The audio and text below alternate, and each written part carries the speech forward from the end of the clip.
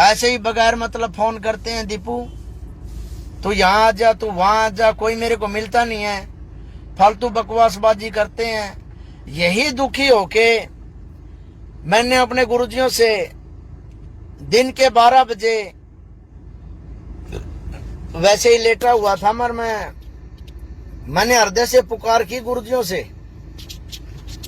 मैंने कहा मां गुरुजी, परेशान तो मैं था ही, बस रास्ता एक ही बचा हुआ था भाई।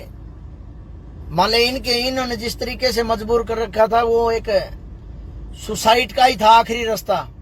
या तो सुसाइड का था, या फिर 5-10 जो भी मैनेजमेंट वाले जो मुख्य सेवादार है, या उनको मैं कोई हथियार लेके या मैं उनको मार दूं, या एक ये कारण था।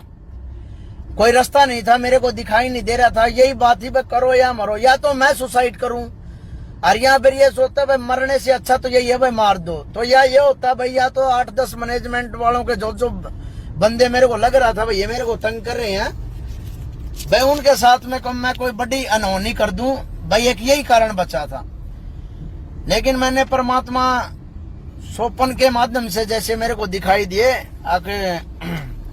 गुरुजियों के पैरों के ऊपर हॉस्पिटल में ले रखे, और दोनों पैरों के ऊपर जैसे पटिया बंधी हुई भाई, दोनों पैर ऐसे दिखाई दे रखे जैसे गुरुजियों के चोटी लोरे हैं। और उन चोटीले पैरों पे मैंने गुरुजियों की चरण सेवा भी की, और गुरुजियों ने मेरे को वहां जो अपने पास जो भी चीज रखी थी वो मेरे को जलराम भी पिलाया, और भी कुछ मान ले फल फ्रूट कोई मिठाइयां थी वो मेरे को खिलाई। और मैंने मेरे गुरुजियों के सामने अपनी समस्या रखी, 3-4 पॉइंट रखे।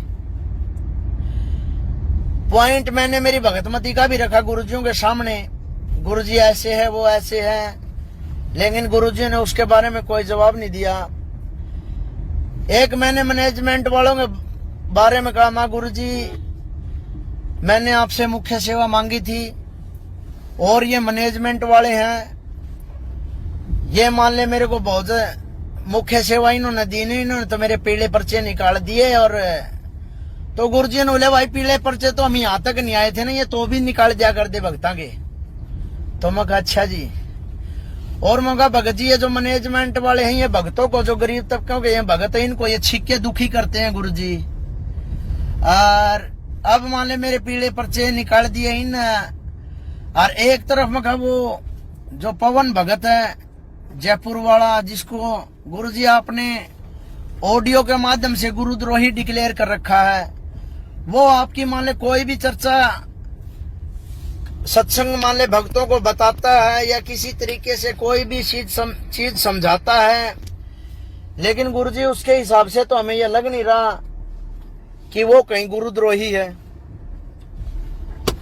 तो गुरुजियों ने एक सत्संग के माध्यम से यही बताया था, वो सत्संग है ना, जैसे गुरुजी एक बार सत्संग में बताते हैं भाई, एक संत था और वो अपने घोड़े को लेके और कहीं मान ले दूर दरार का सफर तय कर रहा था, और उसे घोड़े ने अचानक अपना रास्ता बदल दिया और किसानों के खेतों के अंदर घुस गया, जिससे उन किसानों की फसल में कुछ नुकसान हुआ।